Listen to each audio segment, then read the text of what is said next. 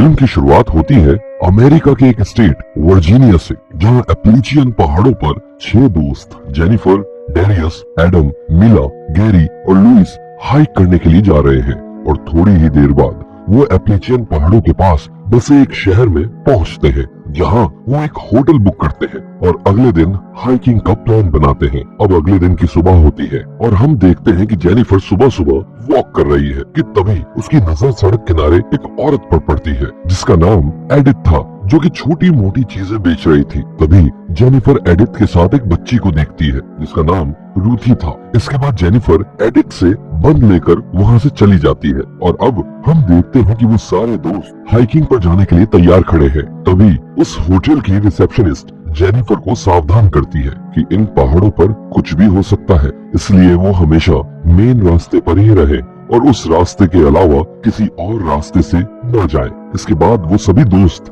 एप्लेचियन trail पर पहुंचकर उस पहाड़ को चढ़ना शुरू कर देते हैं। अब वहाँ थोड़ी देर चढ़ने के बाद डेरियस सबको बताता है कि वहाँ से थोड़ी ही दूर एक बहुत पुराना किला जिसे उन्हें जरूर देखना चाहिए, लेकिन ये किला मेन रास्ते से अलग दिशा में था।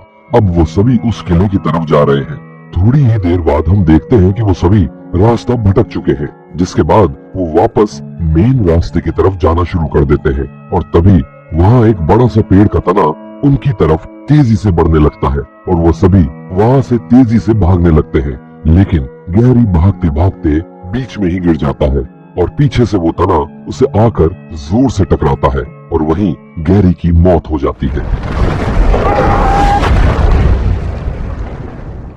गैरी की मौत से सभी बहुत डर जाते हैं, लेकिन थोड़ी देर बाद वो सभी वहाँ से चले जाते हैं और अब चलते चलते रात हो चुकी है और तभी बारिश भी होना शुरू हो जाती है और वो सभी उस रात वही कैंप लगाकर सो जाते हैं।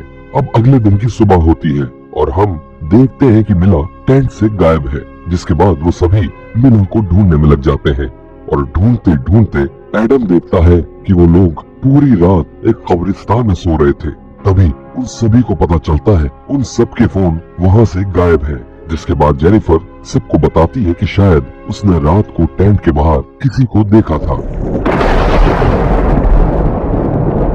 अब सभी मिलकर मीला को ढूंढने में लगे हुए हैं और तभी जेनिफर को वहाँ वही बच्ची दिखाई देती है जो उसे शहर में दिखी थी और एडम उस बच्ची को देखते ही उसके पीछे भागने लगता है।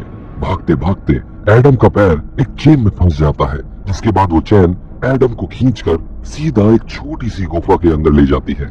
जिसके बाद डेरियस उस गुफा में घुसने की कोशिश करता है, लेकिन एक सांप की वजह से वो वहाँ घुस नहीं पाता है। इसके बाद जेनिफर, डेरियस और लुइस ये प्लान बनाते हैं कि उन्हें सबसे पहले खुद इन पहाड़ों से बाहर निकलना चाहिए ताकि वो बाहर से मदद बुला सके। जिसके बाद वो तीनों वहाँ से बाहर जाना शुरू कर देते हैं। थोड़ी ही देर बाद एक खंडर हुए घर में पहुँचते हैं, जहाँ उन्हें कई सारे फोन, कपड़े, जूते और बाकी सामान मिलते हैं जो कि उनसे पहले आए हुए लोगों का ही था। तभी उन्हें घर के बाहर 2 लोग दिखते हैं और जो कि एडम को ले जा रहे थे। जिसके बाद वो सभी वहाँ पहुंचकर उन्हें रोकते हैं और एडम को छोड़ने के लिए कहते हैं, लेकिन उन लोगों को इनकी भाषा समझ में नहीं आ रही थी। लेकिन तभी एडम पीछे से उनमें से एक पर वार कर देता है और ये मानकर कि उन्होंने ही मिला को भी मारा होगा, वो उस पर वार करता चला जाता है। जिसके बाद उसकी मौत हो जाती है और उसका साथी वहाँ से भाग जाता है। तभी हम देखते हैं कि वहाँ एकदम से मिला आ जाती है, जिसके बाद वो सबको बताती है वो सुबह सुबह बाथरूम करने बाहर गई थी और जैसे ही उसने उन 2 लोगों को देखा था, उनसे बचने के लिए वो झाड़ियों में छुप गई थी और जब वो वापस आई तो कैंप पर कोई भी मौजूद नहीं था। जिसके बाद उन सभी को पता चलता है कि उन्होंने बिना किसी वजह से उस इंसान को मार दिया है। खैर, इस बारे में एक दूसरे से थोड़ी देर बहस करने के बाद वो सभी वहाँ से बाहर जाना शुरू कर देते हैं। तभी हम देखते हैं कि उस जंगल के बहुत सारे लोग उन पर हमला कर देते हैं। जिसके बाद वो सभी वहाँ से तेजी से भागने लगते हैं। भागते भागते मिला एक गड्ढे में गिर जाती है जिसमें कई बड़े बड़े स्पाइक लगे हुए थे और उनमें से कुछ स्पाइक्स मिला के शरीर के आर पार हो जाते हैं। जिसके बाद वो सभी एक एक करके पकड़े जाते हैं। दूसरी तरफ शहर में हम देखते हैं कि जेनिफर के पिता उसे बार बार फोन करने की कोशिश कर रहे हैं। दूसरी ओर अब जेनिफर की आंख खुल जाती है, जहां वो देखती है कि वो एक गड्ढे में बंद है। तभी वहां एडिथ आती है और उसे थोड़ा पानी और खाना देती है। इसके बाद जेनिफर और उसके साथी पहुंचते हैं एक बस्ती में, जो कि उस जंगल के बीचों बीच बसी हुई थी। जिसके बाद उन्हें सीधा उस बस्ती के राजा के पास ले जाया जाता है, जहां हमें पता चलता है कि उस कबीले के लोगों ने जंगल में हर जगह जाल इसलिए बिछाए हैं ताकि वो जानवरों को पकड़ सके, जिनमें से एक जाल में एडम भी फंस गया था। जिसके बाद वो एडम को पहाड़ से नीचे ले जा रहे थे ताकि वो सुरक्षित वापस लौट सके, लेकिन एडम ने बिना कुछ सोचे समझे उस कबीले के एक सदस्य को मार दिया। इसके बाद उस कबीले का राजा एडम को भी बिल्कुल वैसे ही मारता है जैसे उसने उनके सदस्य को मारा था। इसके बाद बचते हैं जेनिफर, लुइस और डेरियस, जिन्हें राजा जेल में डालने की सजा देता है। लेकिन जेल में डालने से पहले वो उन सब की आंखें एक गर्म रॉड से फोड़ देना चाहता है, जिनमें सबसे पहले नंबर आता है लुइस का, जिसकी दोनों आंखों में वो राजा गर्म गर्म रॉड घुसाकर उसे अंधा करके जेल में फेंक देता है। इसके बाद नंबर आता है डेरियस का, लेकिन जैसे ही राजा उसकी आंखें फोड़ने ही वाला था कि तभी जेनिफर उन सब से भीख मांगती है और उन्हें बताती है कि डेरियस एक डिजाइनर है और वो उनके कबीले को और अच्छा बनाने में उनकी मदद कर सकता है, और जेनिफर उनमें से किसी की पत्नी बनने के लिए तैयार हो जाती है। जिसके बाद हम देखते हैं उस कबीले का राजा जेनिफर को अपनी पत्नी बना लेता है। दूसरी तरफ हम देखते हैं कि जेनिफर के पिता स्कॉट जेनिफर को ढूंढते ढूंढते वो वर्जीनिया पहुंच चुके हैं, जहां वो सबसे पहले जेनिफर के लापता होने की कंप्लेन वहां की लोकल पुलिस में करते हैं। साथ में वो उस जगह के सभी लोगों से अपनी बच्ची की जानकारी लेने की कोशिश में लगे हुए हैं। तभी स्कॉट से एक रेस्टोरेंट में उसी होटल की रिसेप्शनिस्ट मिलने आती है, जिस होटल में जेनिफर और उसके दोस्तों ने रात बिताई थी।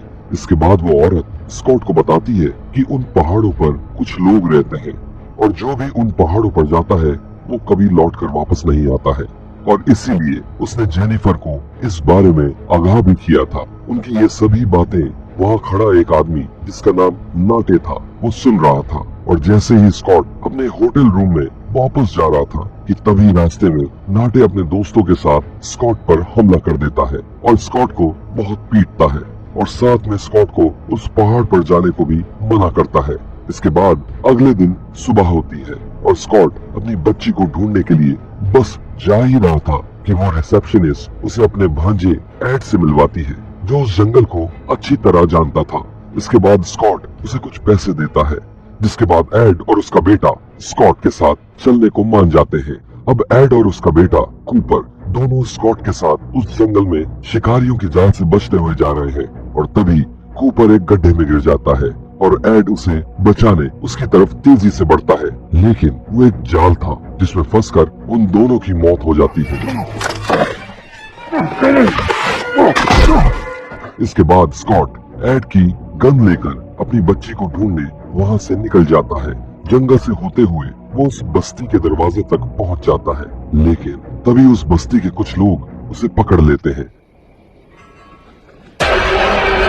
इसके बाद स्कॉट की आंख सीधा खुलती है बस्ती के अंदर, जहां वो सबसे पहले डेरियस को देखता है, जो कि अब पूरा उस कबीले का एक सदस्य बन चुका है, और डेरियस ही स्कॉट को पकड़कर अंदर लाया था। इसके बाद हम देखते हैं कि उस कबीले के सभी लोग स्कॉट को घेर लेते हैं, जिसके बाद स्कॉट उन सब पर अपनी बंदूक तान देता है। तभी एक तीर स्कॉट की तरफ तेजी से आता है और उसकी बाजू में घुस जाता है, और हमें पता चलता है कि वो तीर और किसी ने नहीं बल्कि जेनिफर ने ही चलाया था, जो कि खुद भी अब उस कबीले का एक अहम हिस्सा बन चुकी थी। इसके बाद उस कबीले का राजा वहाँ आता है, जो कि स्कॉट को जेल में भेजने की सजा सुनाता है, लेकिन जेल उसे सुबह भेजा जाना था, जहाँ उसकी आंखें भी साथ में ही फोड़ दी जाएंगी।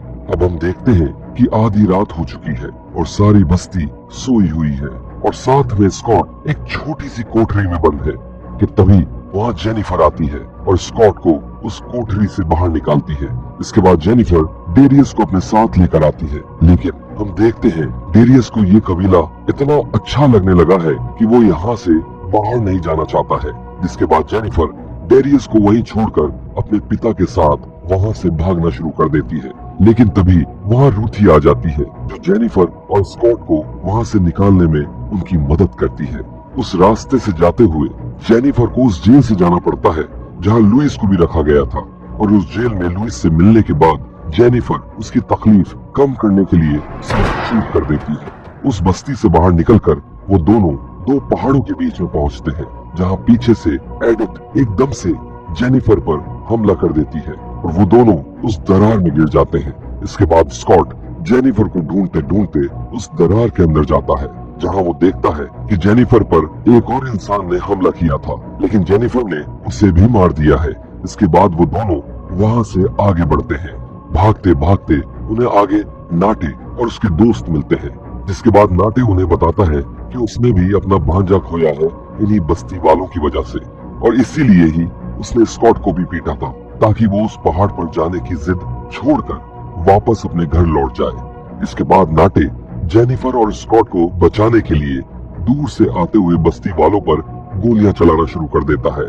इसी भिड़ंत में नाटे की भी कुछ दोस्तों की जान चली जाती है, लेकिन आखिर में वो सभी नाटे के ट्रक में बैठकर सुरक्षित वहां से निकल जाते हैं।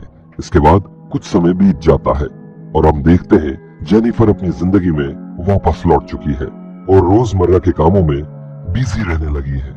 लेकिन तभी एक दिन हम देखते हैं कबीले का राजा अपने कुछ साथियों के साथ जेनिफर के घर पहुंच जाता है और तब हमें पता चलता है कि जेनिफर उस राजा के बच्चे की मां बनने वाली है। इसके बाद जेनिफर उससे कहती है कि वो उसके साथ तभी चलेगी अगर वो उसकी फैमिली को कभी हानि नहीं पहुंचाएगा।